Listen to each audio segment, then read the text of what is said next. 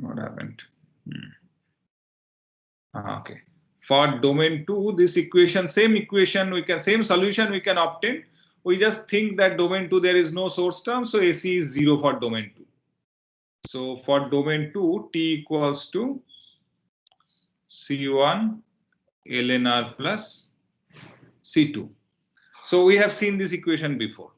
Actually, we should not use C1 C2 because this C1 C2 is we'll solve C1 C2 for domain 1, and domain 2 we should give them two other names for these constants, because other domain, other boundary conditions, these constants will be different.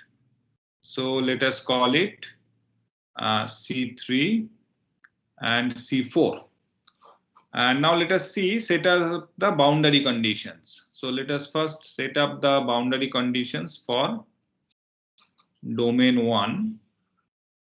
This is the boundary conditions, and we also need boundary conditions for domain 2. Okay, so domain 1 boundary condition, we know that at R equals to 0, what is the boundary condition at R equals to 0?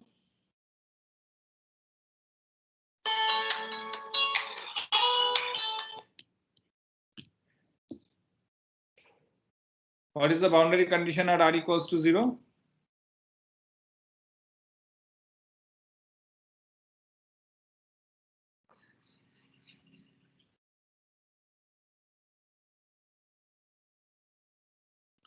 I don't want to open the meeting again and call your name. So I'm sure there is some Rahul.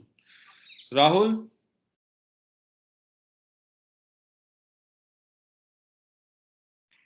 In this batch, there is no Rahul? Yes, sir. Okay. Okay.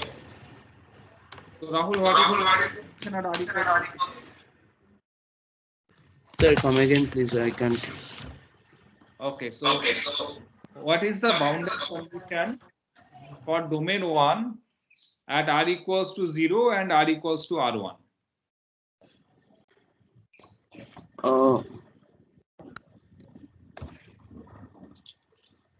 At R equals to R1, the temperature.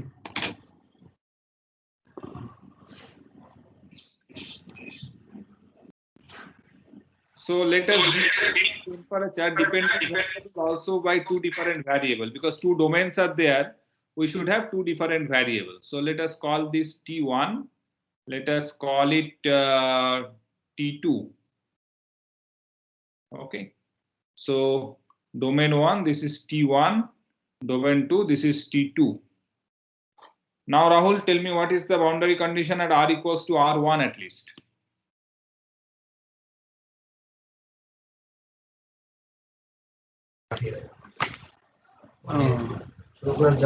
T1 should be equal to the.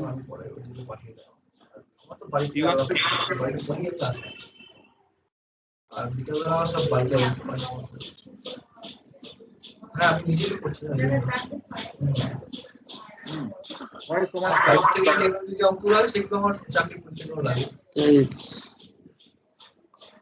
Nidhiraj.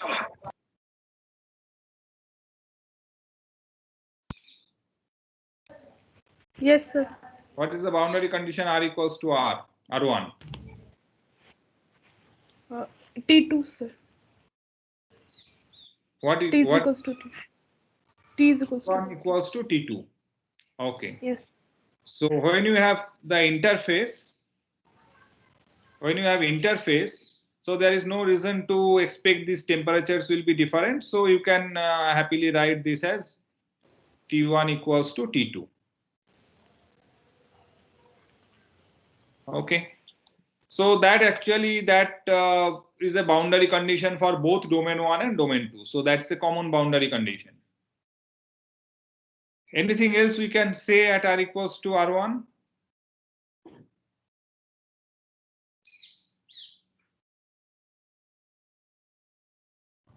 For R is equals to 0, we can say that C1 should be 0.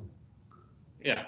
So that is a typical case for most cases. If you get some ln r in cylindrical or spherical coordinate, and you know that temperature has to be finite at r equals to 0, so you can happily set that T is finite, so that C1 will be 0. So we write at r equals to 0, T1 is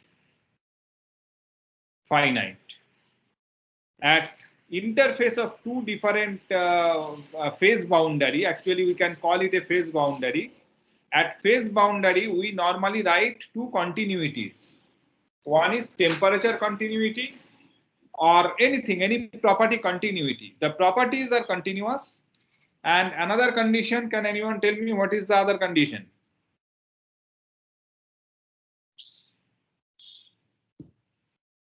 Temperature gradient would be continuous.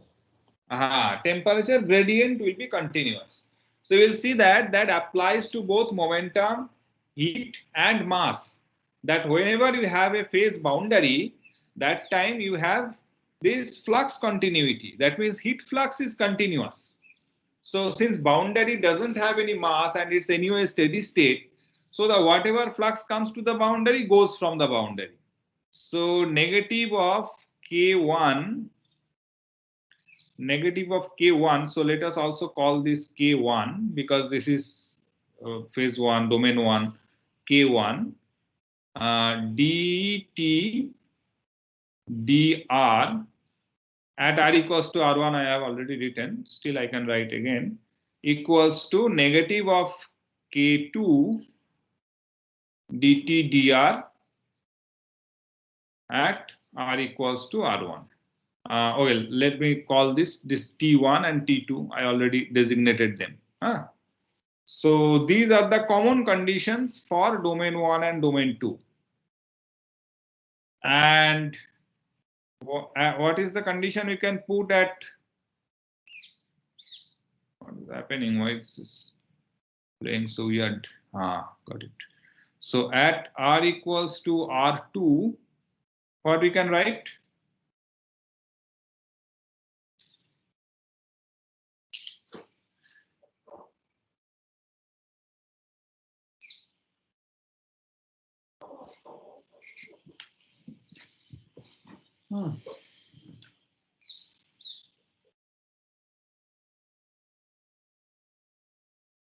There must be a Rohit in your batch.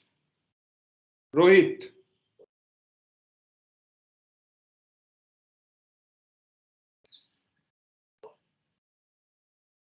No Rohit?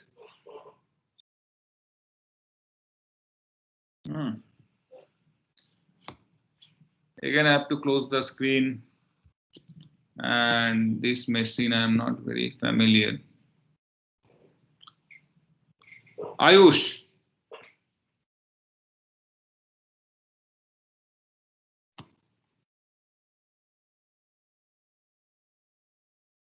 Ayush? Anyone who volunteers to tell me what will be the boundary condition at r equals to r2? So T infinity, or the temperature of surroundings. Okay, so one of the possible boundary conditions is that T2 equals to T ambient. Okay, so as we used previously. But more realistic will be, what will be a more realistic condition? The convection from the surface is equal to the heat flux at the boundary. So convective boundary condition. As we know that both boundary conditions are possible, but in this case, I have taken convective boundary condition. That means the conductive heat flux K2 dT2 dr at r equals to r2 equals to H times T2 minus T ambient. Okay, so these are the boundary conditions. And now we can evaluate the constants. A little bit lengthy algebra, whatever we get lengthy algebra, we'll just keep it because I don't want to spend more time on doing the algebra that you can do yourself. So this first thing So this is the easiest thing to incorporate. So R equals to 0, T1 is finite, that makes C1 equals to 0, gone. Okay, so next thing we see that if we use this condition, we see that we can use derivative of T1 and derivative of T2. So that will lead us to, we can get rid of this C4 and C2 immediately, and possibly we can get C3 readily. So let us try this condition next. So negative of K1 dt1 dr dt1 dr. See, already we have dt1 dr C1 is 0. That means dt1 dr, we can get it from here. That is negative of dt1 dr minus k1, not negative. So dt1 dr is negative. So this will be positive. SE over k1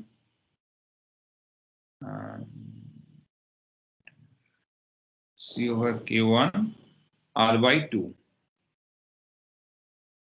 Okay. So that is left hand side, and right hand side equals to negative of K2 dt2 dr. dt2 dr is C3 times 1 over R. And this is basically at R equals to R1. So this is R1. This is R1. So this K1 cancels. So we get a nice expression for C3. So we get C3 equals to negative of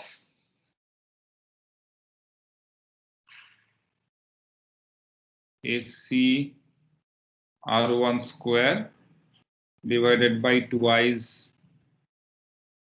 K2. Okay. So we get this expression for C3. Okay, just let me check, because this is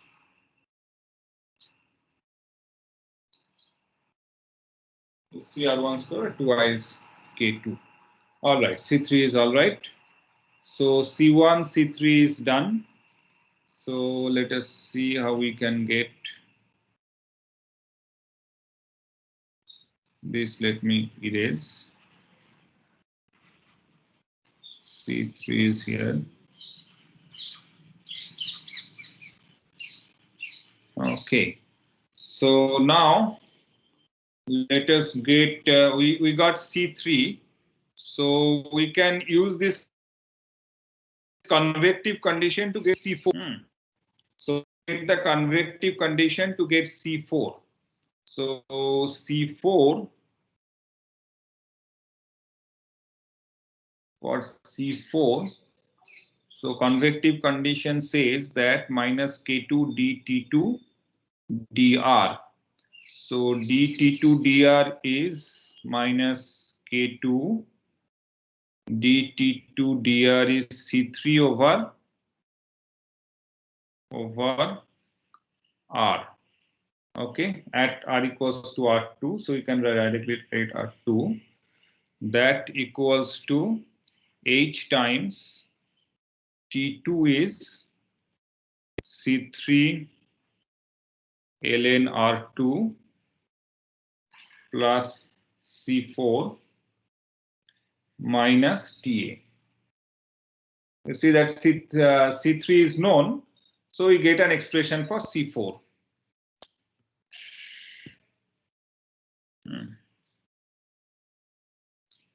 So this computer is behaving in a very weird way.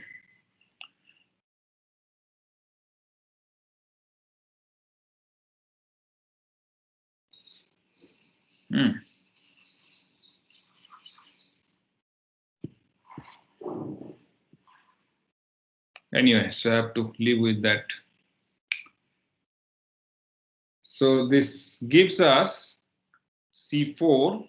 As I said, that will not go into the detailed algebra. So C4 is TA. So you can get it readily from here. C4 equals to TA minus, okay, CA plus SC R1 square by 2 SC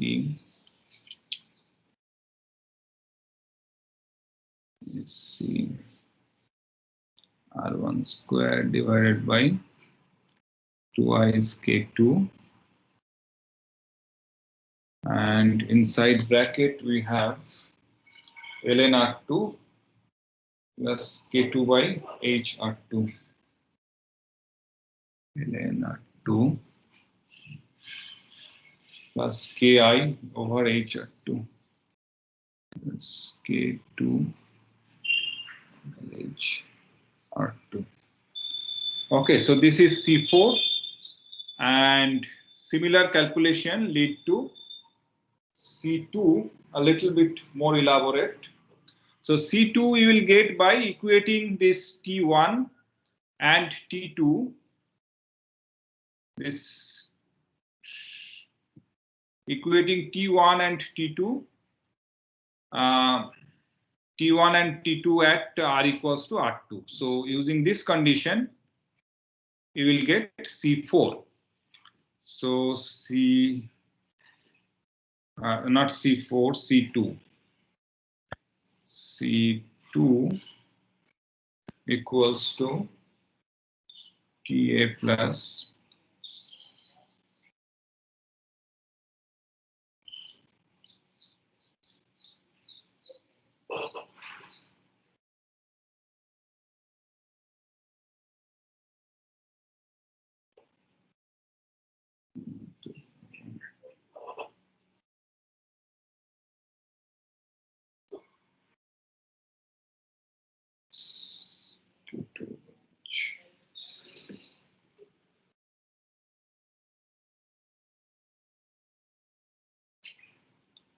so this entire C4 plus SCR1 square by 4 K1.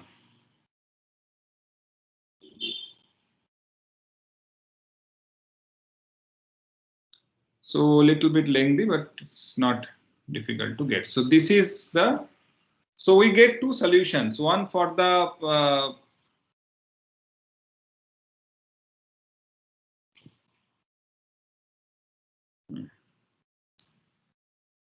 so we get two solutions. I don't know what's happening here, strange. So we get two solutions, one for the domain, which is the wire which is generating heat, another for the domain which is the insulator phase. So let me close it and start it again.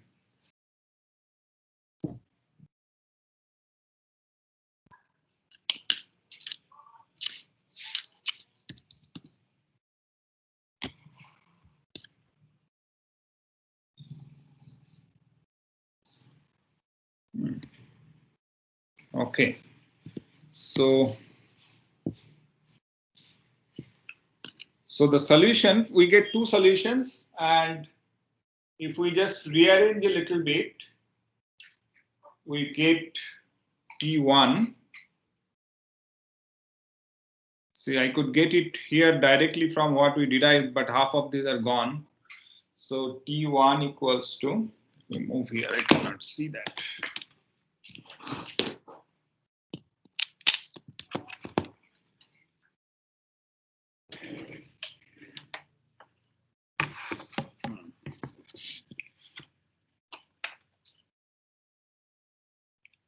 So we get T1 equals to TA plus SC over 4K R1 square minus R square plus SCR1 square over 2I is KI. KI means K2 here. K2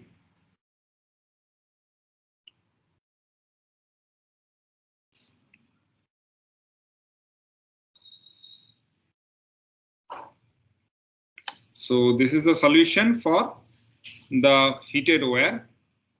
And for the insulator phase, this is TA plus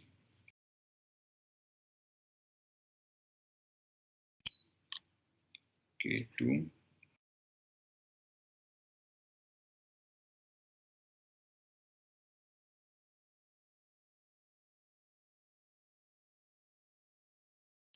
So what I have shown you is that how we formulated the equation and formulated the boundary conditions and little bit algebra to get the constants.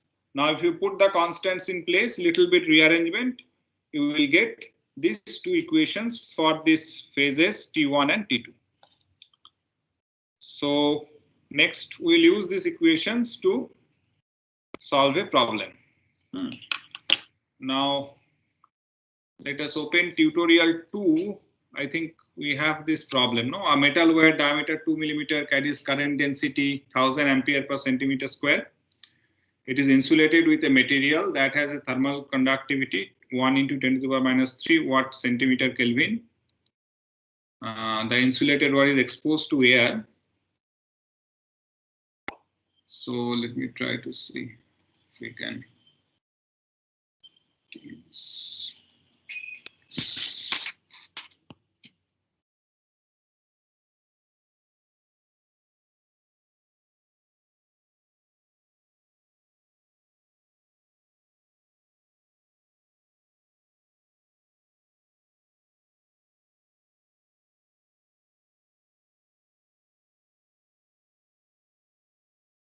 Tutorial 2, I think, yeah.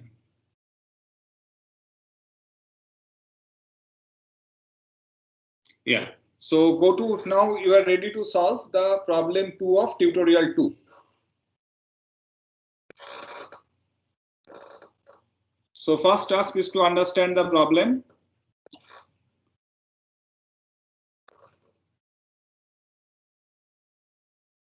And make a plan. So at this stage, if you have any question, feel free to ask.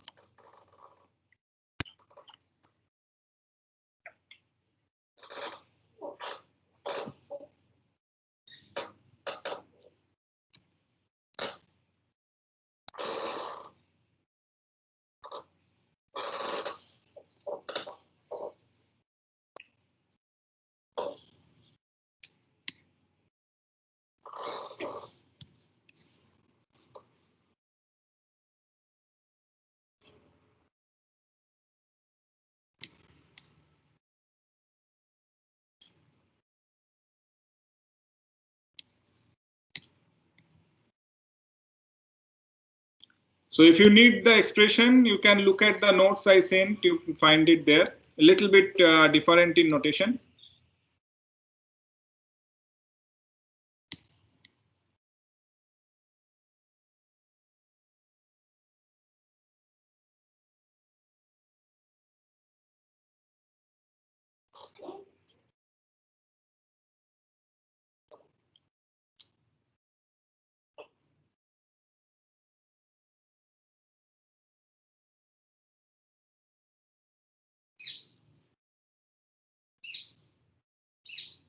Shankal Bose.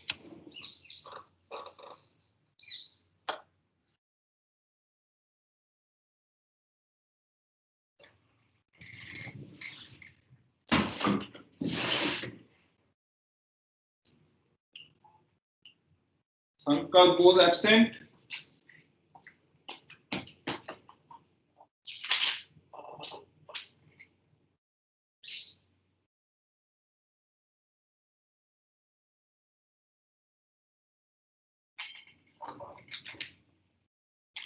Where is Shashank Gautam?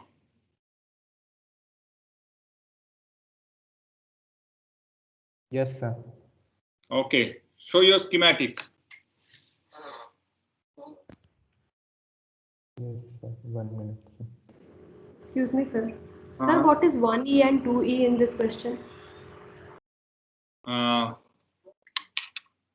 1E and okay, 1 × 10⁻³ . So E means 10 to the power.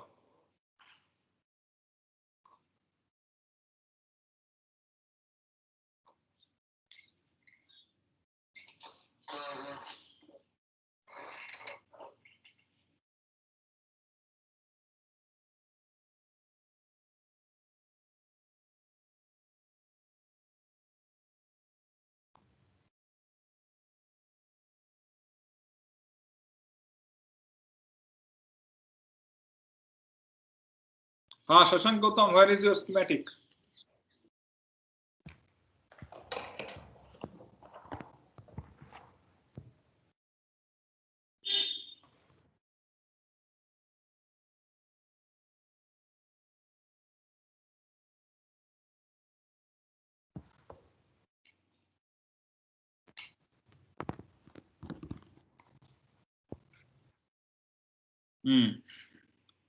Okay.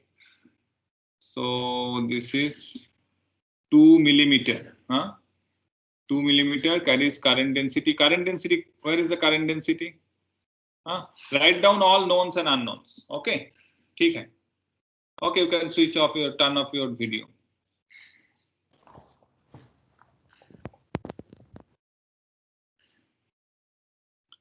Write down all knowns and unknowns in that.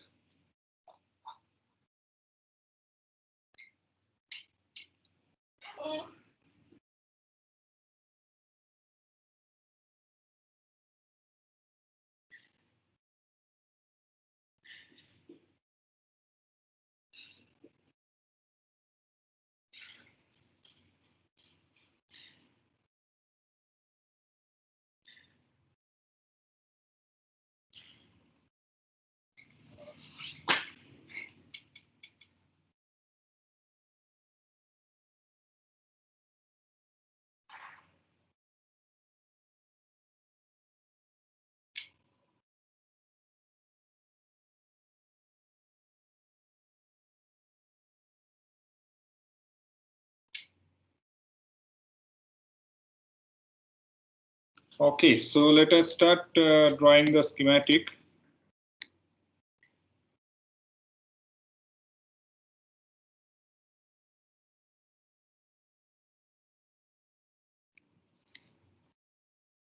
I hope it will behave well. So we have a metal wire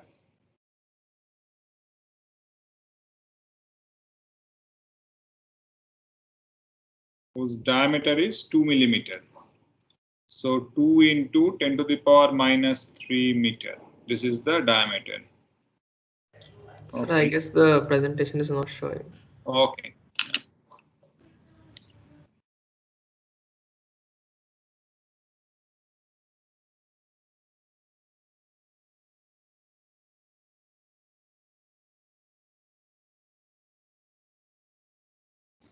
Now it's visible? Is it visible now? No, sir. No, sir.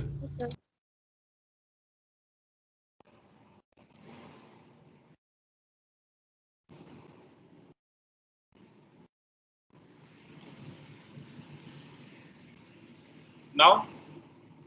Yes, sir.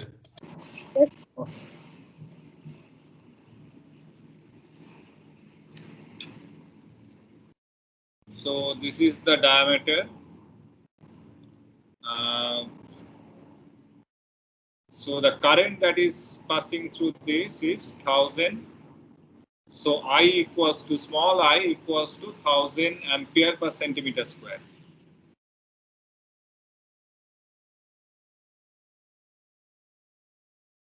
Ampere per centimeter square, insulated with a material that has thermal conductivity.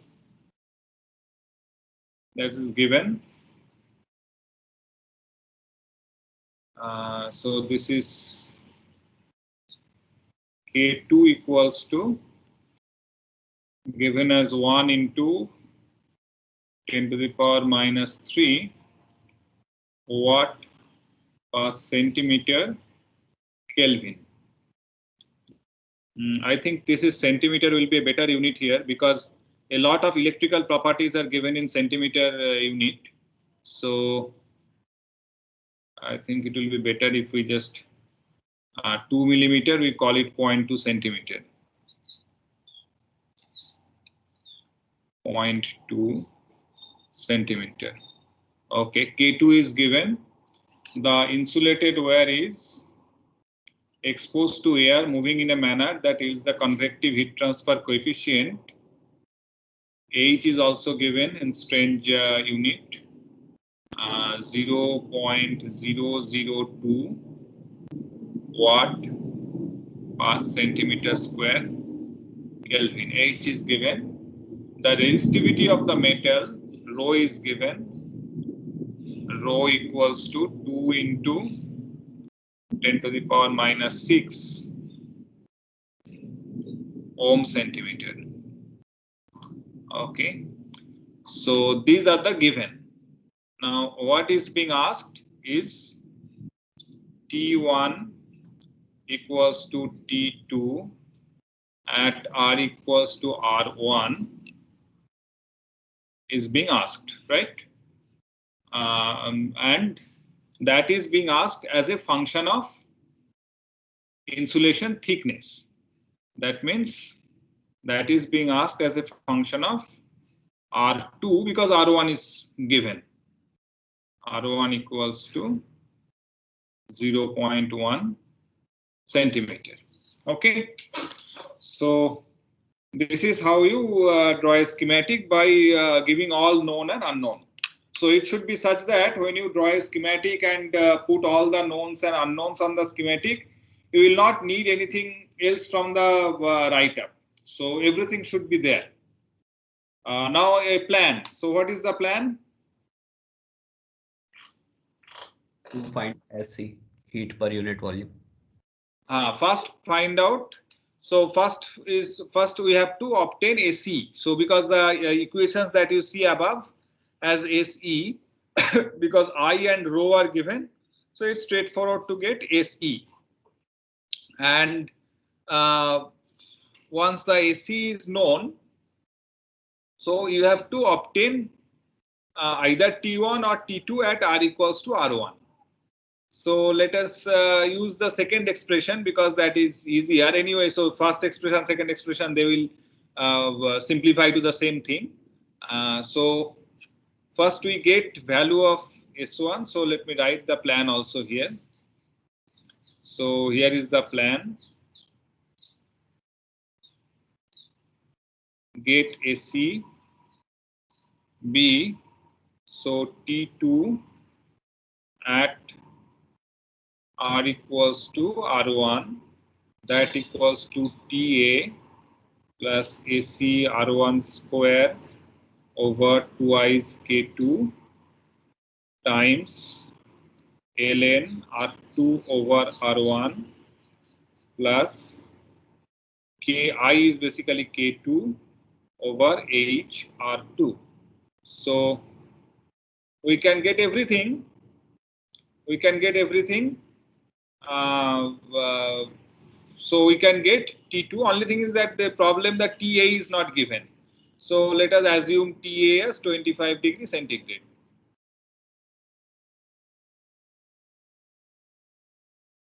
Or 300 Kelvin.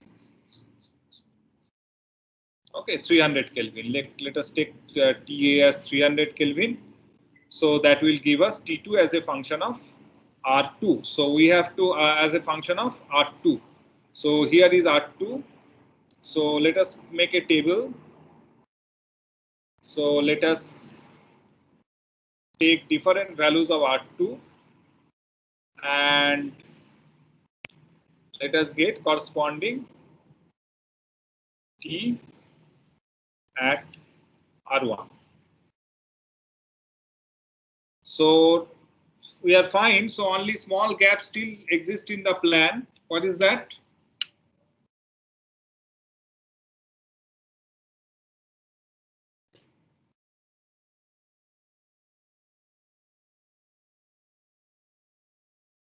So anyone can tell me that what any gap exists in the plan, or we need to do little more planning to before we plunge into doing this?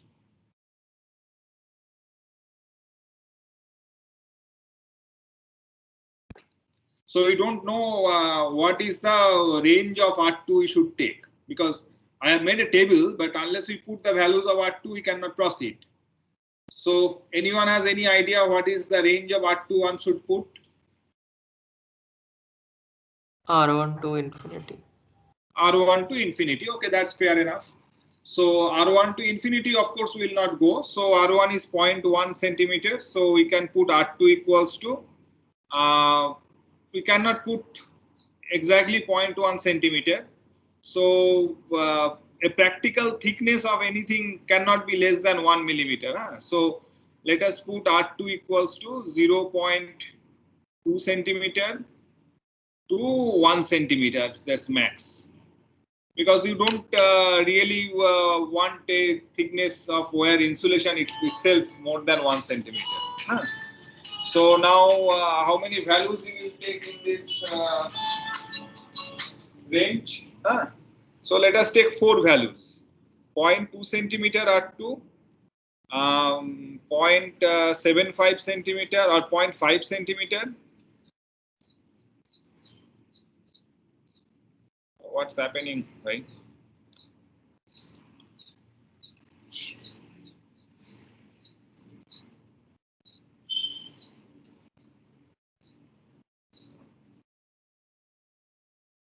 So 0.5 centimeter, 0.75 centimeter and 1 centimeter.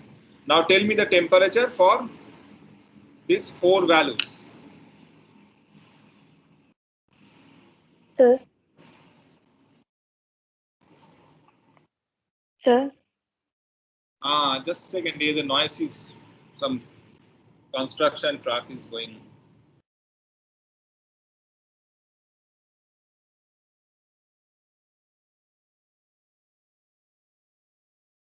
Sir, Tell me. in the question it is given that we need to find temperature as a function of the thickness of insulation. So shouldn't we write R2 as R1 plus T, where T will be the thickness of insulation? Okay, fair enough. So let us make a correction here. So we should make a correction of along with R2.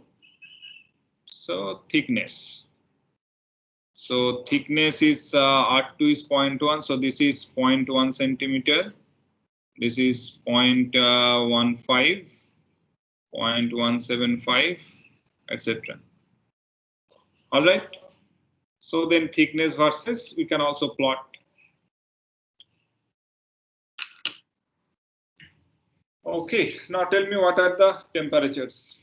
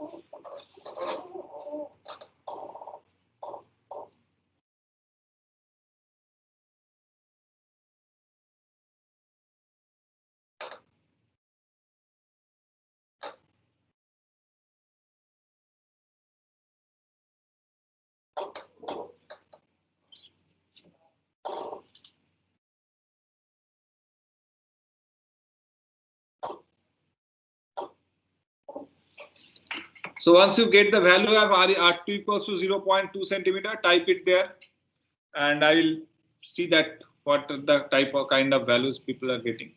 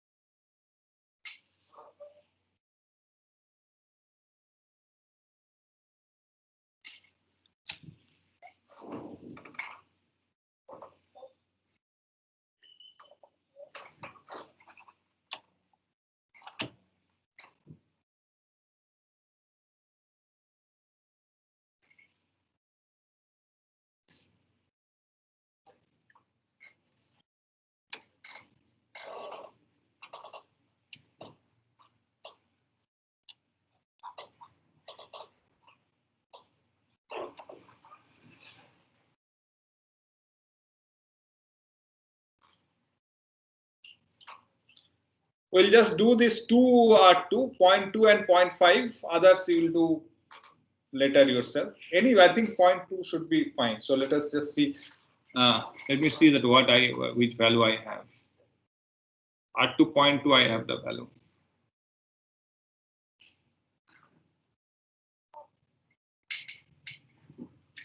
Sir, since the function does not seem to be monotonic, will we reach a maxima in this thickness somewhere of temperature? Yes. This is like your optimal insulation thickness. There is it's not a monotonic function. So at a certain insulation thickness, you will find that this delta is minimum.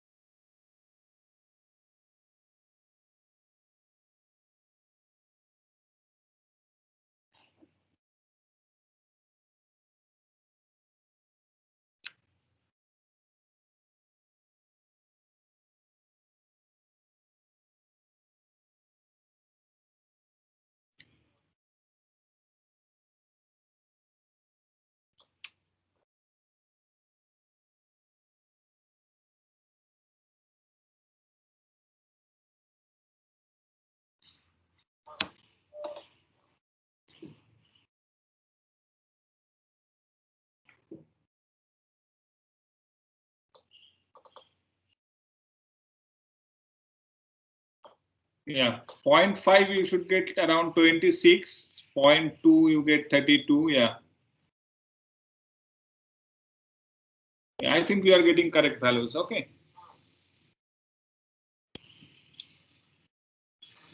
Okay.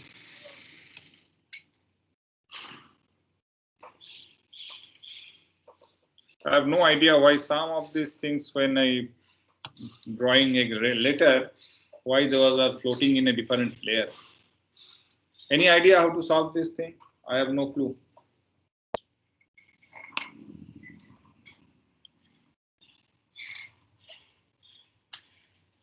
Okay, so if you are ready, we'll just move to the transient conduction.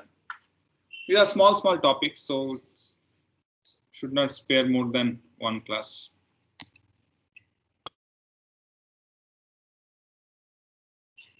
Okay, any question, concern on this? If not, we'll move to next topic. Just wait for a few more minutes.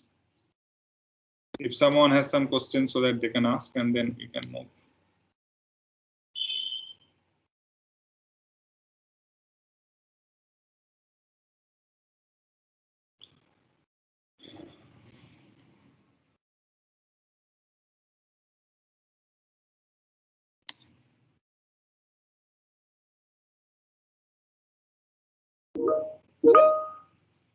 Okay, good. So a lot of people are getting correct values. So this is not a problem at this moment. So now our next topic is transient conduction. So far we dealt with steady one-dimensional conduction, and now we'll deal with transient conduction.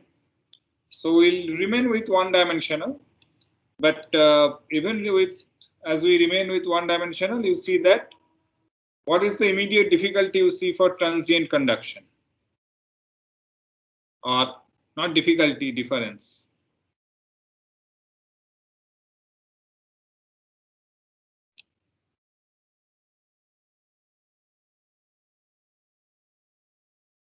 Transient 1D conduction.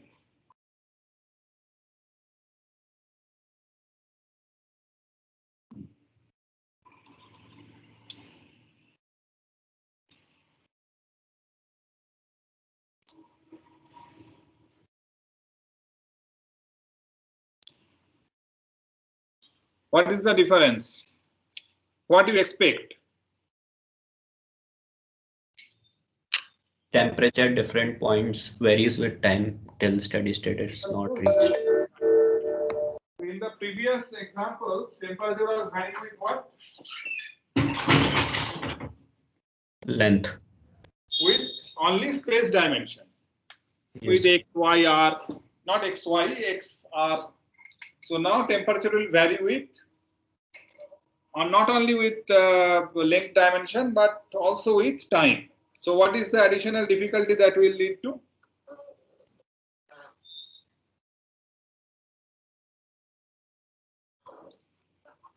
What will happen if it varies with time, along with x? While you think the partial differential equation. Yeah, exactly. So this will lead to a partial differential equation.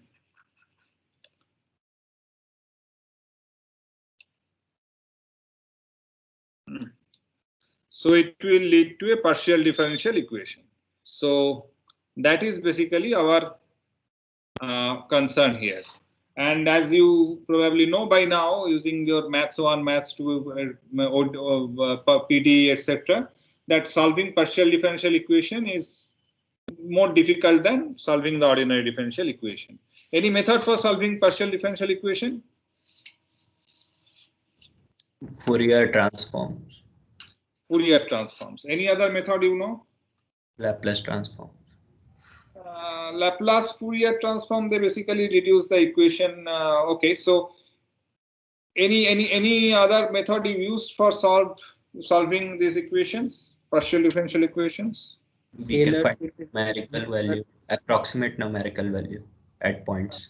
Approximate. Have you heard of separation of variables? The simplest way to solve partial differential equation? Yes, sir. Okay. So the simplest one, right? So there are other methods as well. The similarity solution is one of them. We'll have to look at some of those, but we'll start with the formulation of equation and the boundary conditions. And we'll take transient 1D conduction. So can you tell me what an example of transient one-dimensional conduction?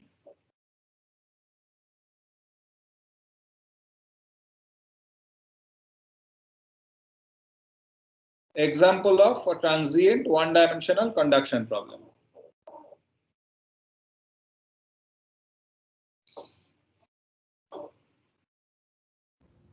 If the reservoir temperature changes with time, then it can be a good example. But everything changes with time until it not reaches steady state. Okay. So have you boiled eggs sometime? I don't know how many are vegetarian or vegetarian, or I was thinking of some example for vegetarian guys. Apple. So you have taken an apple from refrigerator. What is the temperature of the refrigerator? Less than the surrounding temperature. Yeah, that's true. Any rough idea of the value? How less? Around 3 degrees centigrade. Okay, 4-5 degrees normal temperature of the, unless you make it too cool, of the outside where you keep fruits, etc. So 5 degree. And ambient temperature is 25 degree. So the apple is sitting in the refrigerator for a week. So all parts of the apple has reached the temperature of the refrigerator. That means the entire apple. Lot better, less noise. So the entire apple, starting from the skin of the apple to the core of the apple, center of the apple, every part of the apple is at what temperature? 5 degrees centigrade. Let me draw the apple. Does it look like an apple?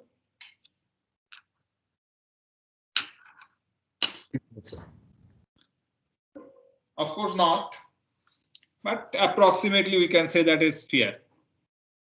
For non-vegetarian guys who boiled eggs, for them. So again, I can approximate it as sphere. What happens is eraser everything. So actually, I remove all the cache files recently. So I think that's why it's giving trouble. Okay, so approximately we can treat it as sphere. and at T equals to 0, temperature, which is a function of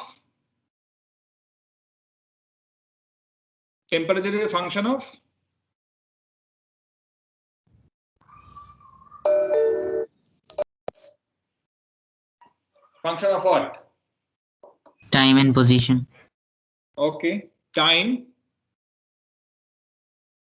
and position. What is the position variable?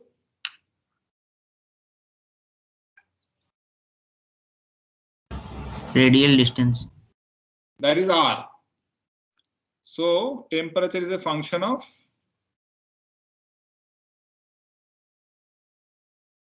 this is R. Okay, temperature is a function of R and T.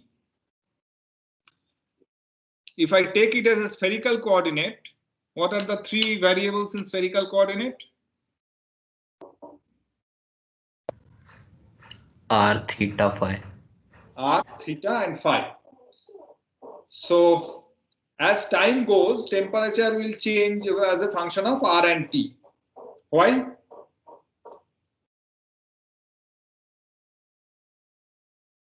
Because the surrounding temperature at T equals to 0. Okay, first let me go to at T equals to 0, temperature, everywhere temperature is 5 degrees centigrade because it was in the refrigerator for 1 week. So all parts has attained the temperature of the refrigerator. So we can write it as at T equals to 0, temperature T equals to 5 degrees centigrade. So what is this symbol? For all R. Yeah, for all R. So as time goes, at time T equals to 0, suddenly you took and hanged it in your room by a very narrow thread. Just touching it, some magic. So at R equals to 0, at R equals to, say, call it R, capital R. At R equals to R, T greater than 0, what is the temperature? T surrounding.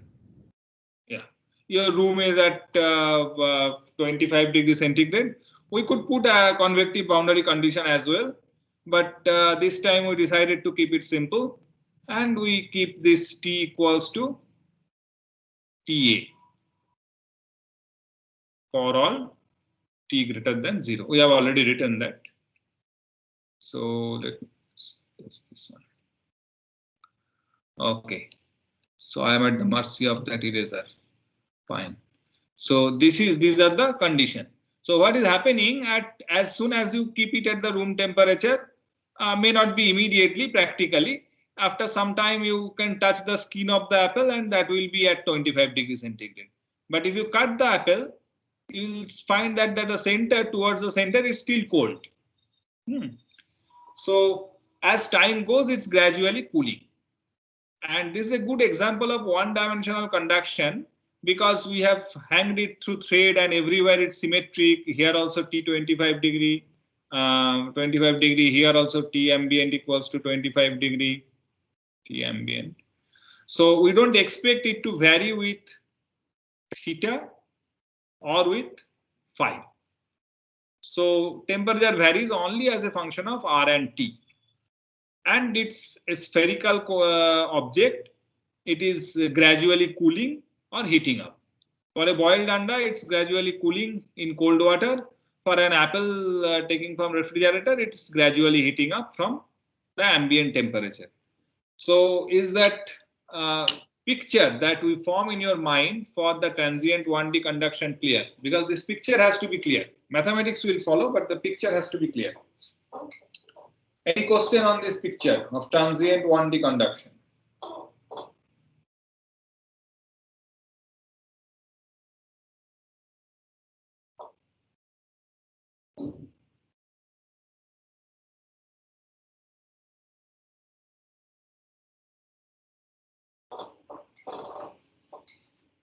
Okay, so if not, so now let us do a energy balance. Too bad, I'm not able to erase. Yeah, here I can erase. Cannot erase.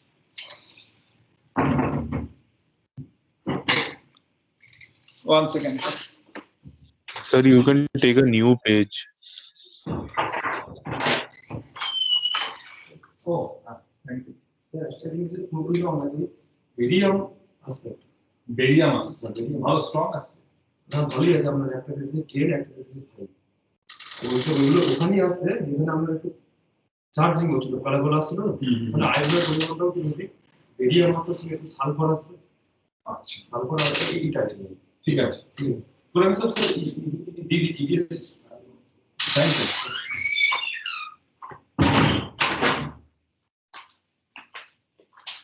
Okay, you're saying that I should open a new page. Okay, that's good. Okay, so transient conduction, add page.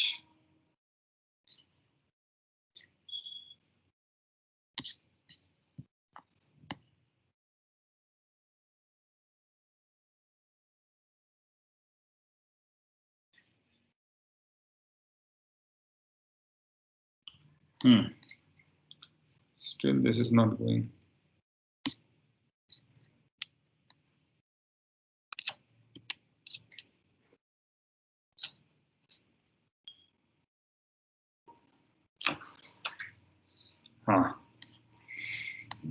Go and share.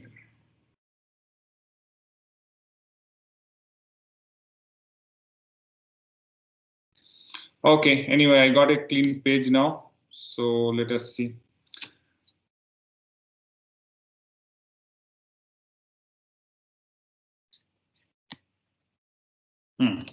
Okay, so the clear picture now in mind.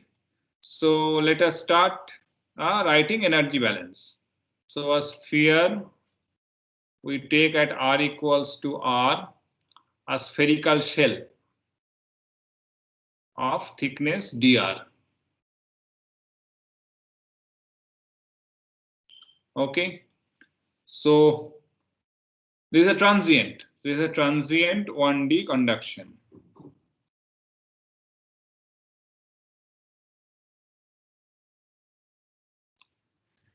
So transient energy balance. So I must write rate of change of this rate of change with time of total energy content in the shell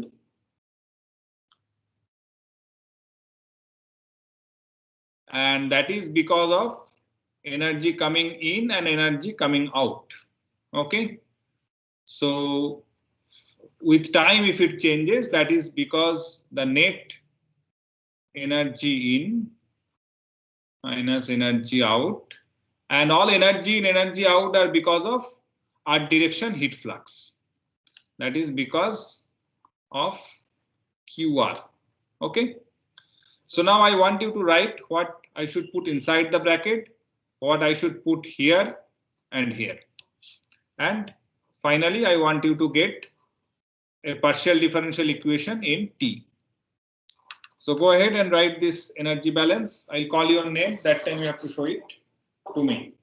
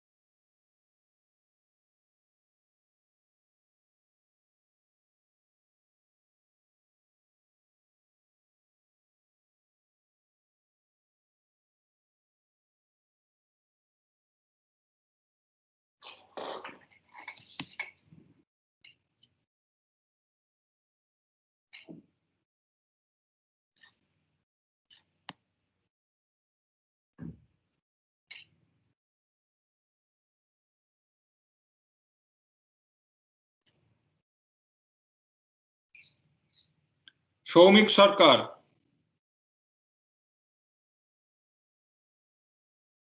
Yes, sir. Show me the energy balance. Sir, I'm still doing, sir. Sir, give me 1 or 2 minutes, sir. Okay, I give you 5 more minutes.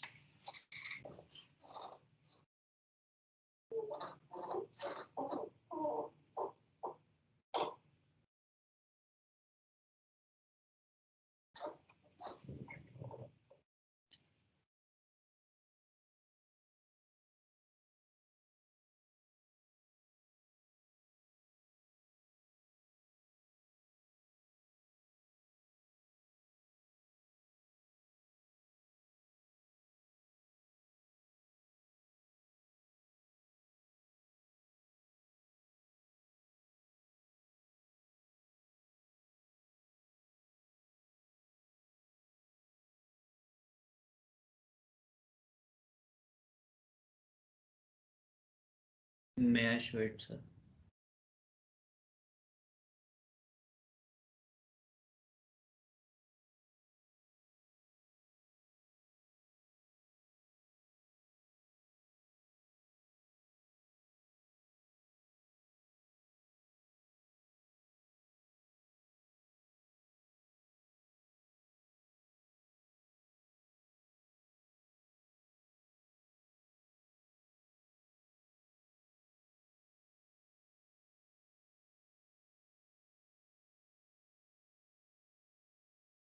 Okay, someone is saying something?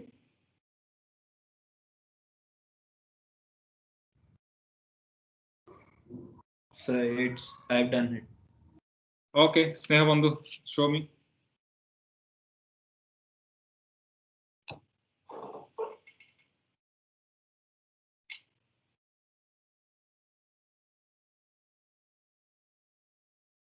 और थोड़ा ये करो, just make it straight, d by dt. Just let me see the del by del t term. 4 pi r square. Yeah. Okay, rho Cp 4 pi r square. Good. Okay, let me see from another 1 or 2 guys.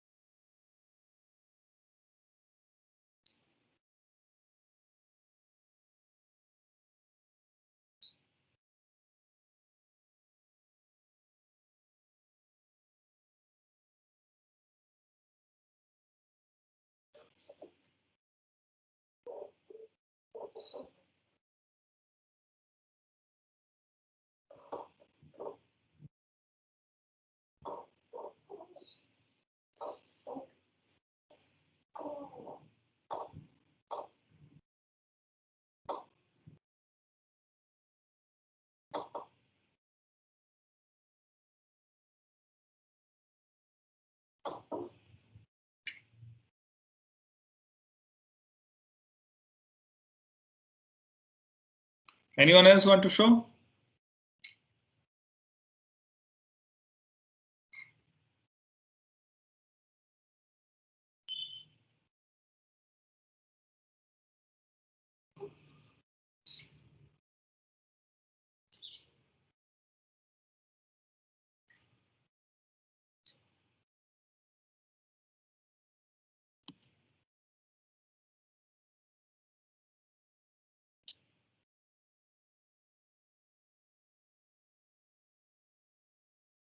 Adrija? Yes, sir. Just 1 minute.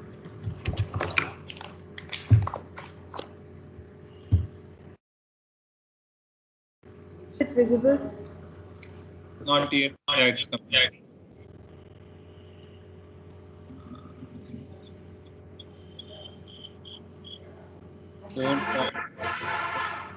Cp dt. Why dt is doing in the inside this del by del theta? Yes, sir. I was confused about that. Okay, there'll be time. Otherwise, it's okay. Okay, so yeah, you can turn off. Okay, so let us write down this. Many of you have figured it out. Just still, I want to make it clear. So del by del T of total energy content in this differential volume. So we know that mCp T is the energy density. M is first 4 pi r square is the area, dr volume, rho mass, Cp T. Okay. So that is the total energy content, and energy in is 4 pi r square times QR. QR is the r direction energy flux at r, that is energy in. Energy out is 4 pi r square. Same QR, only it's an r plus dr. Okay, so we can write it as, first let us take all these things out. 4 pi r dr rho Cp out. So 4 pi r square dr rho Cp del T equals to 4 pi r square QR negative at r plus dr plus 4 pi r square QR at r. So you see that this is basically this thing at r, this thing at r plus dr. This is minus. So let us divide it. So we get del T over del T equals to negative of 4 pi divided by 4 pi r square rho Cp. Dr will be divided here, so we get r square QR at r plus dr minus r square QR at r divided by dr. So that gives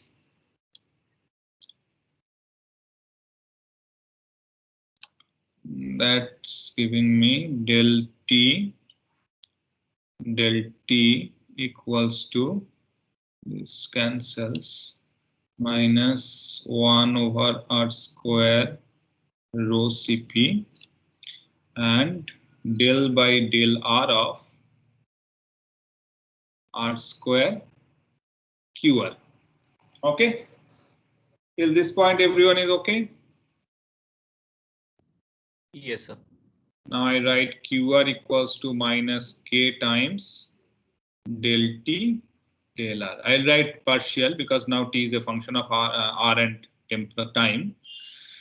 So this becomes minus 1 over r square rho Cp del by del R of r square minus r square minus K minus r square K del T del R.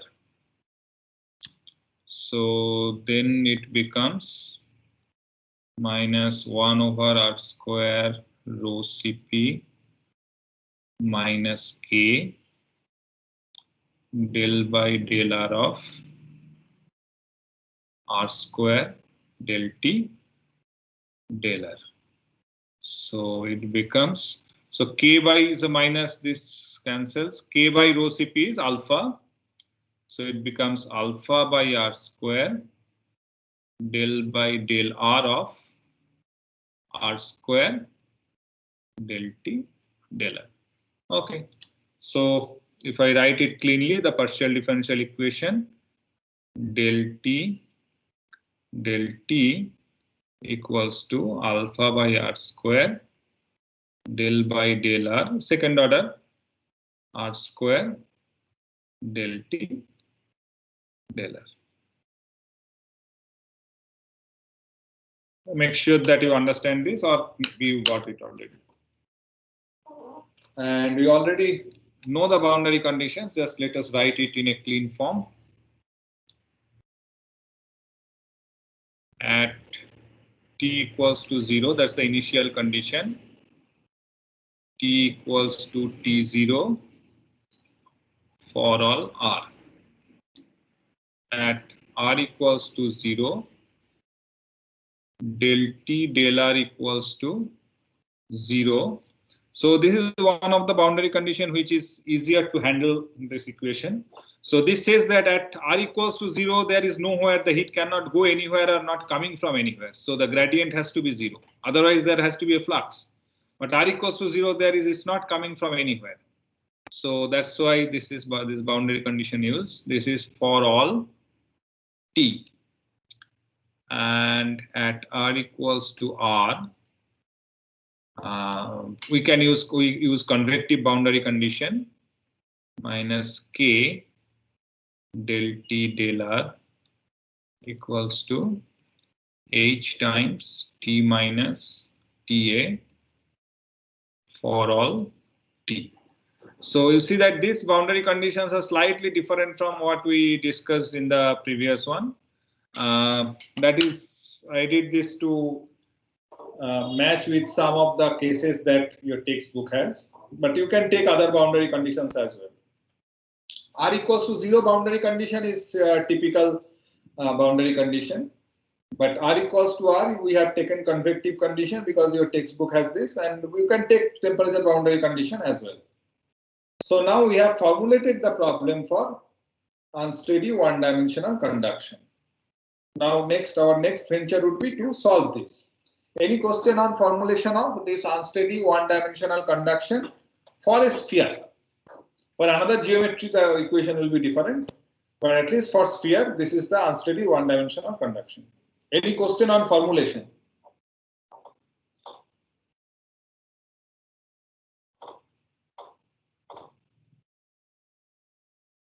So I don't understand the reason behind that at r is equals to 0, del t by del r is equals to 0. See, at r, wherever del t del r equals to 0, wherever del t del r means a flux, right? Yes, sir. So now at r equals to 0, you say that heat is coming from somewhere or going somewhere. So at r equals to 0, from where it is coming?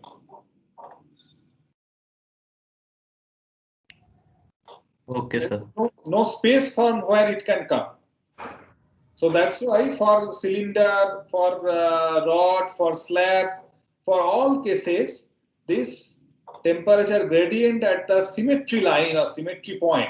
Here is a point of symmetry, line of symmetry or plane of symmetry, the flux has to be 0. Okay, sir. Okay.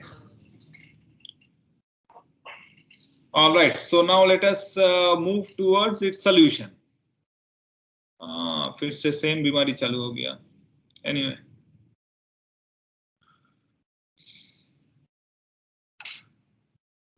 So what is the first step for solving an equation?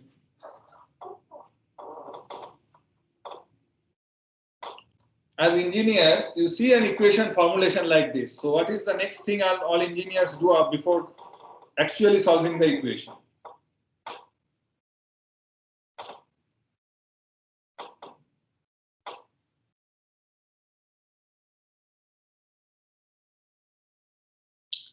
We need to non-dimensionalize. Exactly. We need to non-dimensionalize the equation. So you need to seek the variables by which we can non-dimensionalize. So non-dimensional temperature, let us denote it by theta. Non-dimensional length, denoted by zeta. Non-dimensional time, actually it is denoted by xfo or Fourier number, but we'll denote it by a variable t hat, same. Just we don't write it at xfo because it's clumsy to write first, and second thing is that it doesn't give an impression that it's a non-dimensional time. So I write it t hat. Neither zeta gives you possibly it's a length dimension, but to me zeta is length dimension, so I am comfortable. So you will gradually become comfortable. But xfo is I found it difficult for people to relate with time, and initially it gives a hitch, so I took t hat. But your textbook and everywhere you will possibly find xfo, so we'll come to that.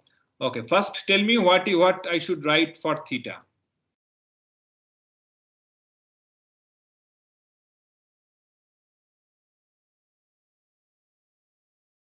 T divided by T atmosphere.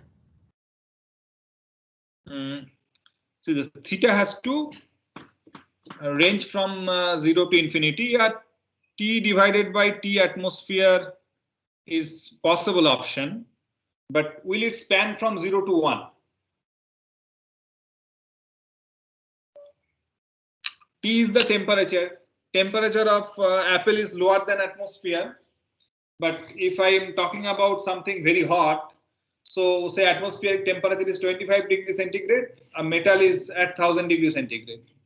So this doesn't give us the comfort of operating between 0 to 1. So which one is a better choice? T minus T initial divided by T surrounded minus T initial. Yeah, so same non-dimensional variable we have seen before, and you will keep seeing this non-dimensional variable throughout your heat transfer course. Same mischievousness has started here.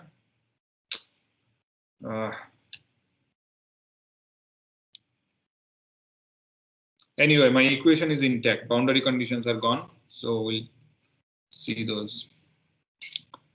So theta equals to T minus T ambient divided by T0 minus T ambient. So this is actually a variable which, what is the physical significance of this theta? So it's called fraction of unaccomplished change. So total change in temperature that is possible to accomplish is T0 minus Ta. T0 is the highest temperature for a hot metallic ball kind of thing, and Ta is the lowest temperature available. So maximum temperature change is T0 minus Ta, and T minus Ta is the temperature change happened at any location at any time. So T minus Ta by T0 minus Ta is actually a fraction of temperature change that already has happened. So just think of this, so you will understand the physical meaning of theta. Zeta is, of course, you know that R over R. Now, what is a non-dimensional time? Where is time in this entire equation or boundary condition?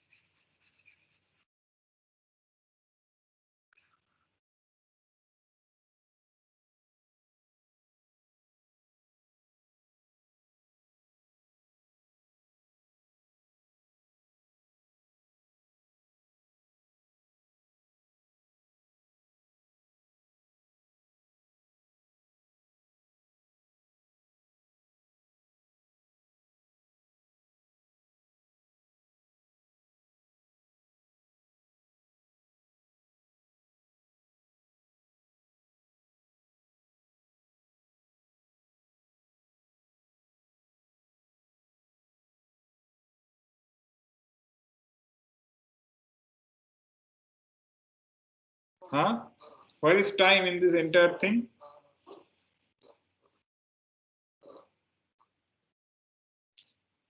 So what is the dimension of alpha?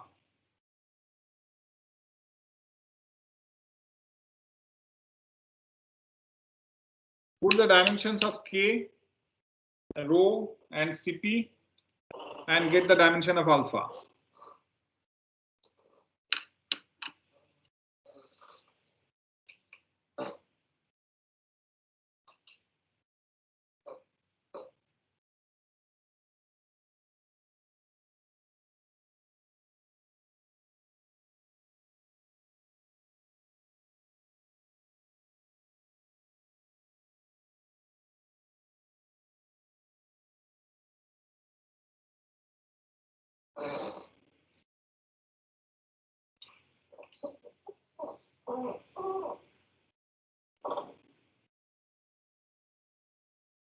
Length square divided by time.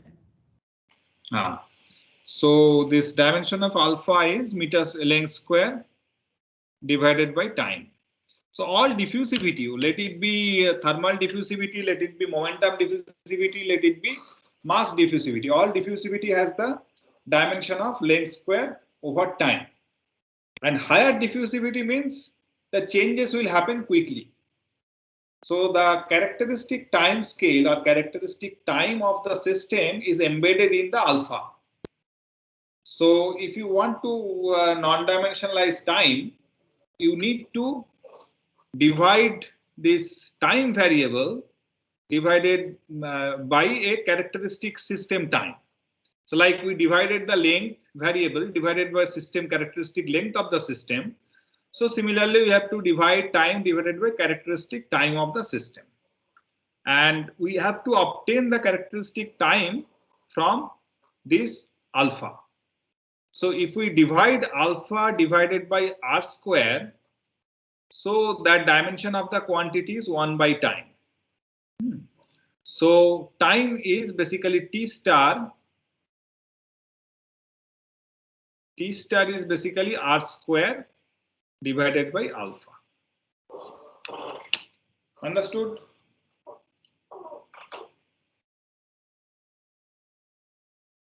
So T hat, which is T divided by T star, equals to T divided by r square by alpha, or equals to alpha T by r square. So these are the definitions of non-dimensional variables.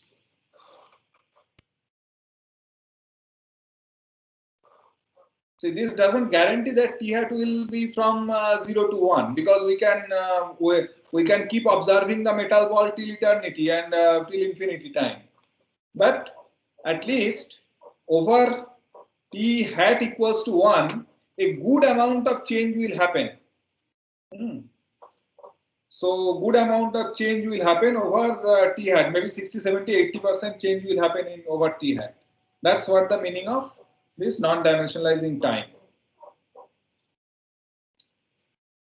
Yes, sir. Okay, so anyone has any question, concerns, comments, frustration regarding the T star?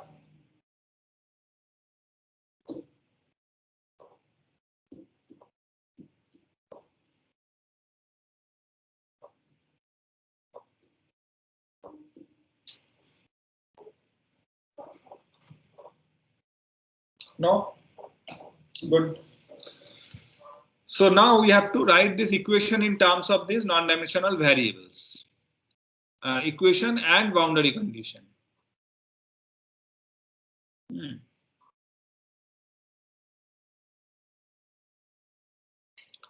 have to get a new microphone by next Friday. Okay, so let us do that. Let me erase this part.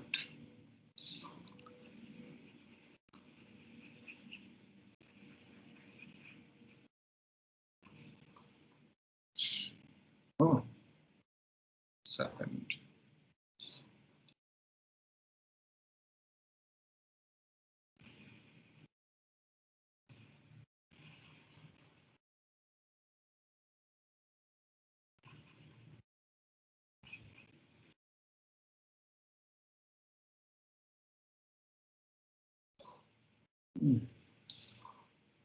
So we can see that we can just write that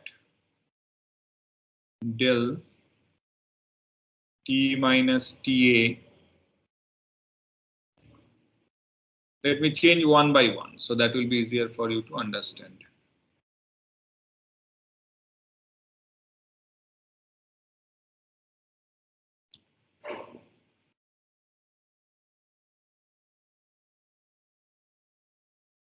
So this doesn't make any problem because TA is constant. And this also doesn't make any problem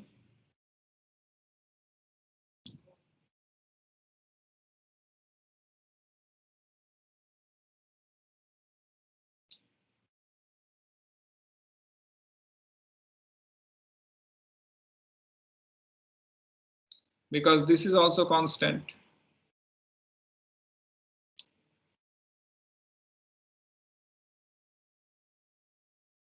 All right. So because this is a play of constant, so this is we could happily do. Now that means we can just write here theta.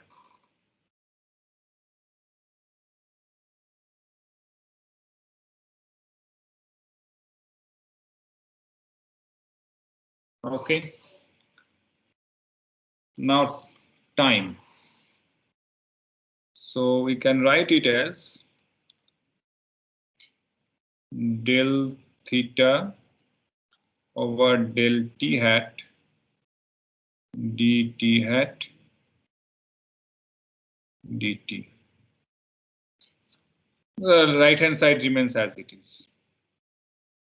Or I can simultaneously do that alpha over r square del by del zeta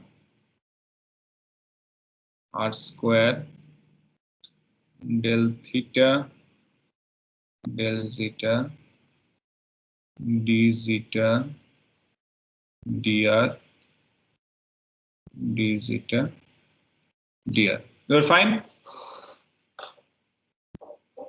Yes, sir.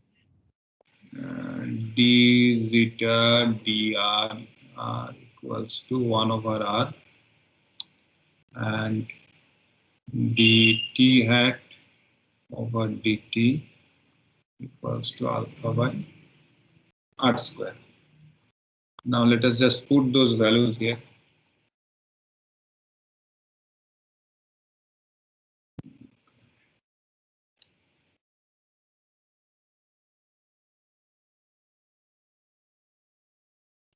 So this is alpha over r square.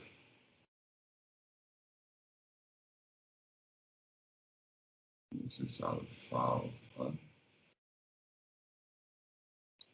square. And this is 1 over r.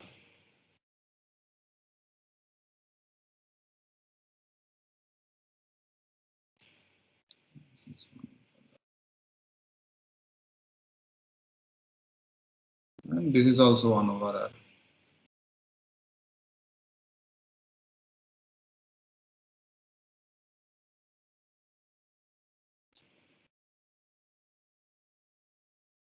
Okay. So now this, and this gone. This is gone. See, all material properties are gone. So that's why non-convection is so important, that it will reduce the equation to a much nicer form.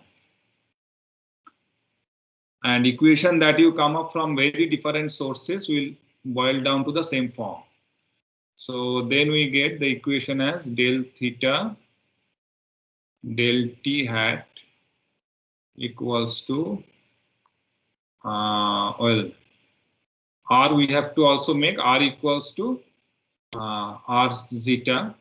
So it will be this will become r square zeta square. This will also become r square zeta square. These r square and these r square will cancel. So this will become zeta square del by del zeta zeta square del theta del zeta. All So right. it will be 1 by zeta square. 1 by zeta square into del zeta, del by del zeta of zeta square. 1 over zeta square. All right. Okay. So the equation has been reduced. So now let us see that what happens to the boundary conditions.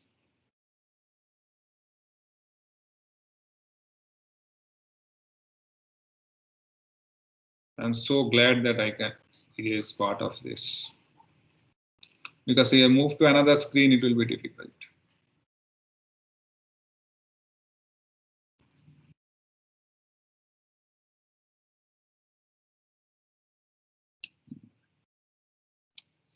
Okay. So now let us see what happens to the boundary conditions. Boundary conditions at t equals to 0. So when t equals to 0, t hat also goes to 0. At t hat equals to 0, t equals to t0. T equals to t0 means theta equals to 1. For all r means for all zeta. Then at r equals to 0 means our zeta equals to 0. At del t del r equals to 0. So we will find that basically del theta del will boil down to del theta del zeta equals to 0. Del theta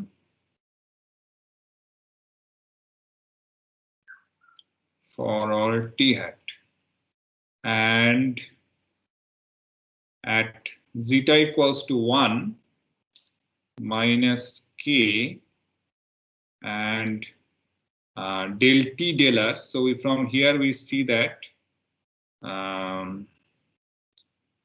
del t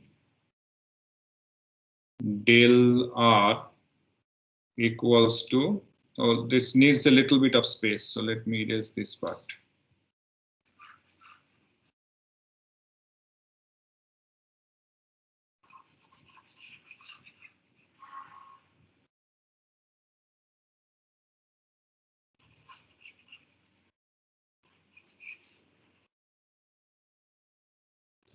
So first we want del t del r.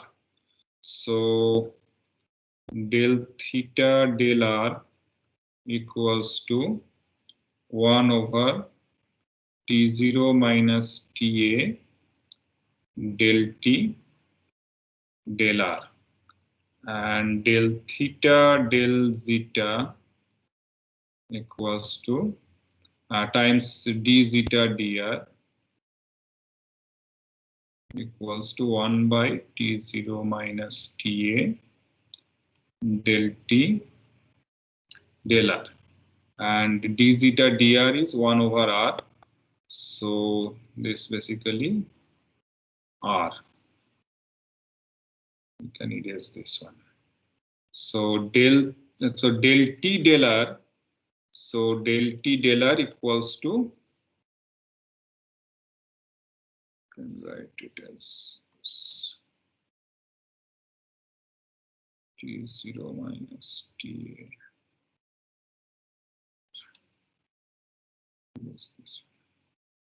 Okay, so that is my del t del r. So minus k times del t del r is minus k times this, and that equals to h times t minus ta. So we can write minus k times del theta del zeta equals to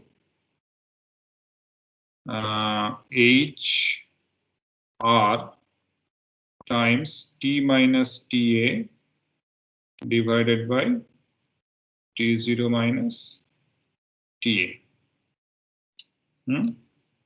So this is theta. So this boundary condition, I can write it as negative of del theta del zeta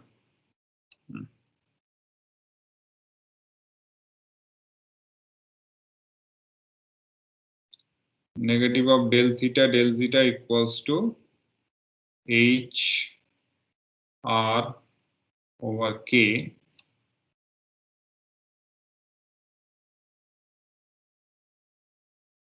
h r over k into theta. All right. This is the boundary condition. So just carefully see the derivation.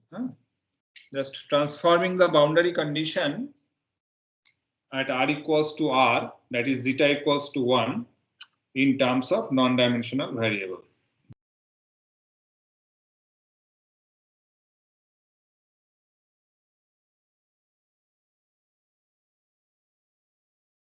So this is basically saying that del theta over del zeta equals to minus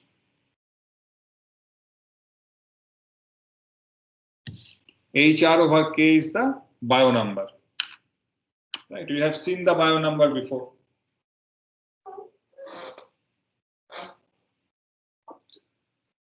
So we have non-dimensionalized the equation and boundary conditions. This is the equation.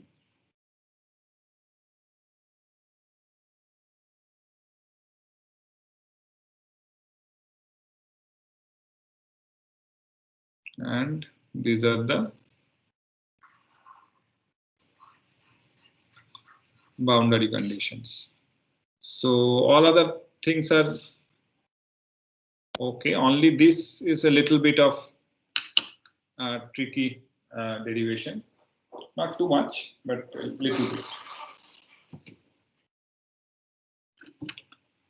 Okay, so look at this thing, and you see that this naturally this non-dimensional number h r over k, which is, so you can write it as r over k divided by 1 over h. So this is the conductive resistance, this is the convective resistance.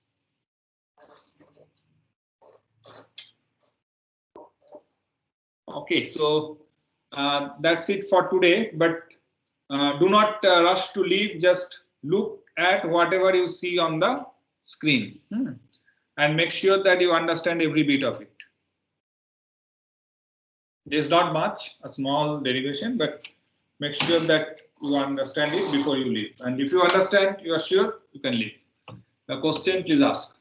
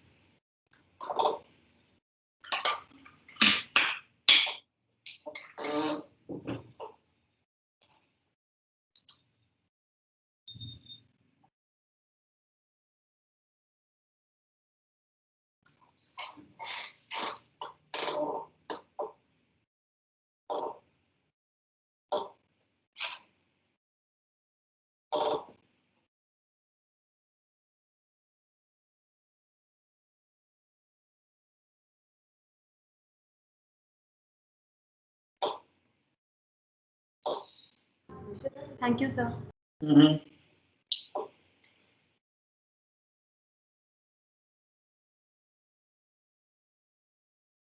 Sir, that BI is the Nusselt number, right? No, Nusselt number and bio number are different, because for Nusselt number, you again have the conductive and ratio, the conductive and convective resistance.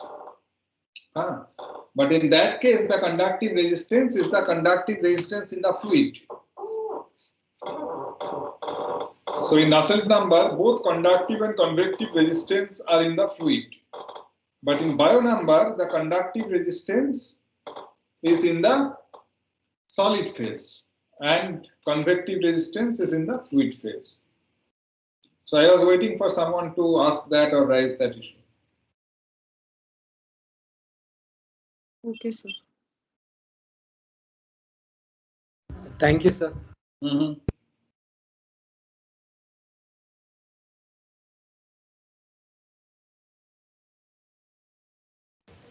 Thank you, sir. You're welcome.